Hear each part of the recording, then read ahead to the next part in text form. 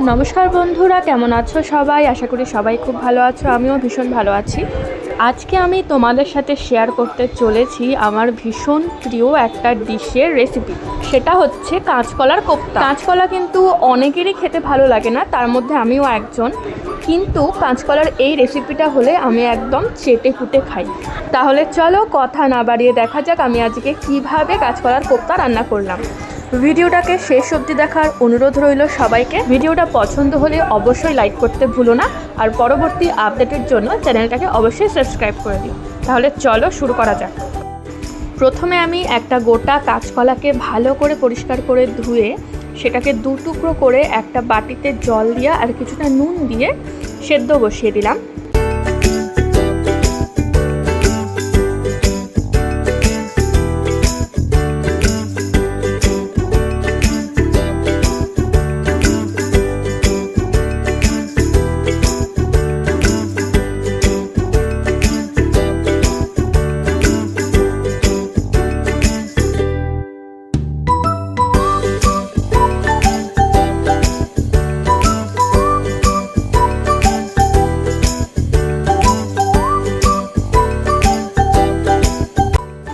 এবার কাঁচকলাটা সেদ্ধ হতে হতে আমার বাকি যা যা জিনিসপত্র লাগবে বা মশলা লাগবে সবগুলো আমি অ্যারেঞ্জ করে নিই। মশলার মধ্যে আমি তেমন কিছুই ইউজ করিনি। 6টা পাকা লঙ্কা নিয়েছিলাম আর কিছুটা পরিমাণ আদা নিয়েছিলাম। এই দুটোর পেস্ট আমি ভালো করে বানিয়ে নিয়েছিলাম। আর 3টে আলু নিয়ে আমি একটা আলুকে 8 পিস করে কেটে নিয়েছিলাম। আমি রান্নায় এই ধরনের পাকা লঙ্কাগুলোই ইউজ করে থাকি, কারণ এক্ষেত্রে রান্নার কালার খুব সুন্দর আসে। এক্সট্রা করে কাশ্মীরি লঙ্কার গুঁড়ো বা কোনো রকম ফুড কালার ইউজ করতে হয় না।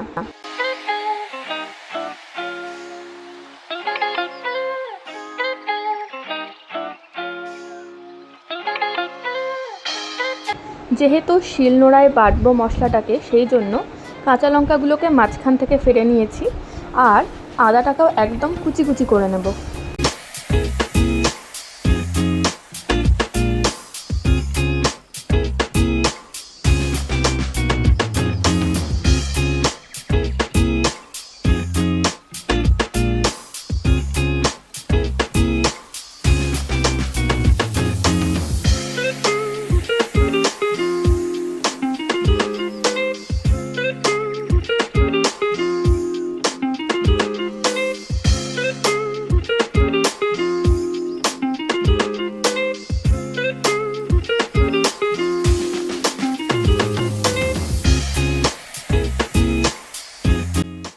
মশলাটা আমি পেস্ট করে নিয়েছি। এবার এর মধ্যে আগে থেকে গুঁড়ো করে রাখা কাঁচা জিরের গুঁড়ো 1 চা চামচ, হলুদ গুঁড়ো 1/2 চা চামচ আর সামান্য একটু লবণ 1/2 চা চামচ নিয়ে ভালো করে জল দিয়ে মিশিয়ে নিলাম। রান্নার শেষে গিয়ে লবণ আর হলুদটা অ্যাডজাস্ট করে নিতে পারি যদি মনে হয় আর একটু লাগছে। কাঁচকলাটা একদম সেদ্ধ হয়ে গেছে। এবার এটার খোসাটাকে ছাড়িয়ে ভালো করে স্ম্যাশ করে নেব।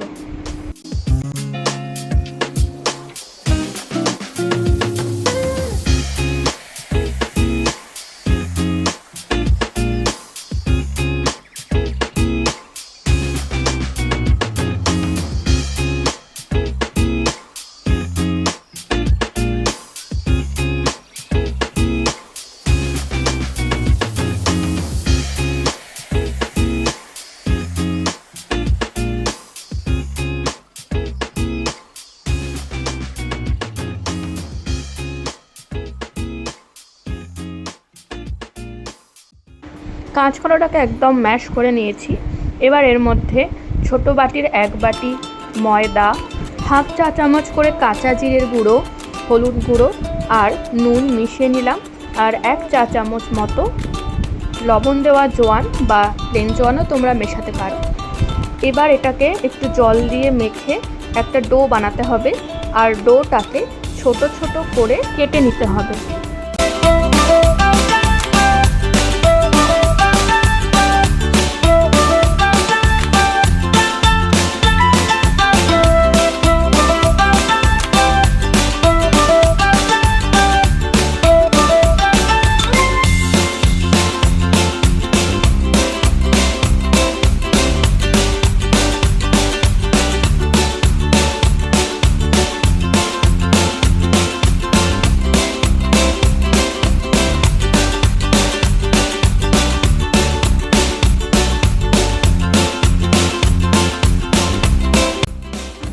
ফ্রাইং প্যান গরম হলে এর মধ্যে আমি পরিমাণ মতো সর্ষের তেল দিয়ে দিলাম। এবার তেলের মধ্যে বড়াগুলোকে ছেড়ে ভালো করে ভেজে নিতে হবে।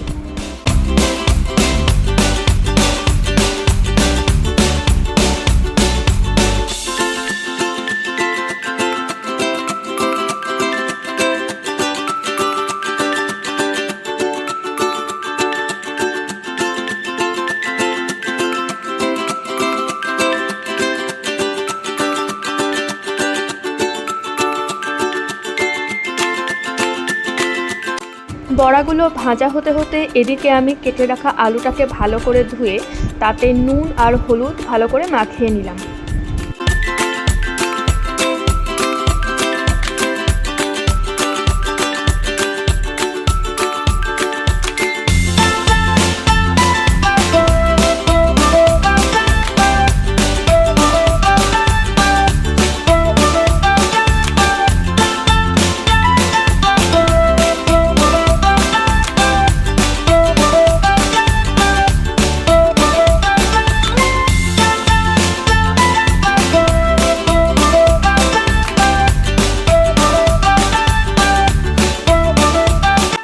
বড়াগুলো ভাজা কমপ্লিট।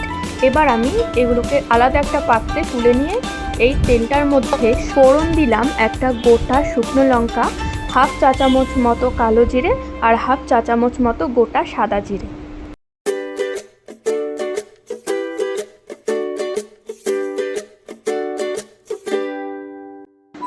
এবার এর মধ্যে আলুগুলোকে দিয়ে ভালো করে ভেজে নিলাম যাতে আলুগুলো নরম হয়ে যায়।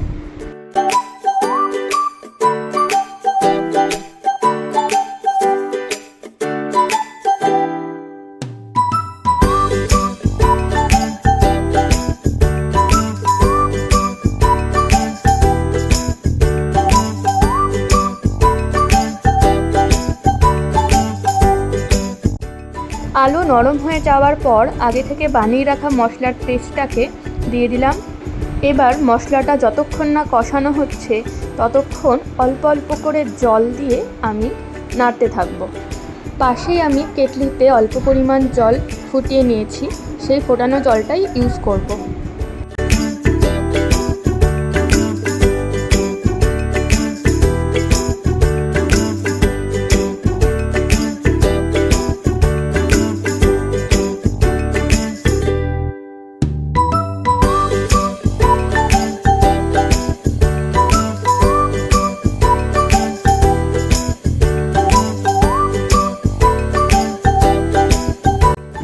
মশলা কষানো হয়ে গেলে আমি পরিমাণ মতন জল অ্যাড করব।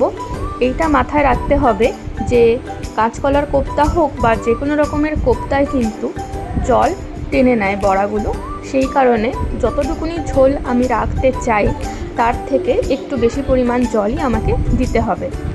আমি হাফ চামচ মতো চিনিও অ্যাড করেছি। এবার সামান্য কিছুক্ষণ ফোটানোর পর আমি বড়াগুলোকে দিয়ে দিলাম। আর পিঠুলির জন্য আমি হাফ চা চামচ আটা নিয়ে সেটাকে সামান্য একটু গরম জল দিয়ে গুলে তরকারির মধ্যে দিয়ে দিলাম। এতে তরকারির ঝোলে একটু থিকনেস আসে। এটাই মোক্ষম সময় তরকারির নুন আর হলুদের রং টেস্ট করার। যদি মনে হয় হলুদ কম লাগছে বা তরকারিতে নুন কম হয়েছে তাহলে এই সময় অ্যাডজাস্ট করা যেতে পারে।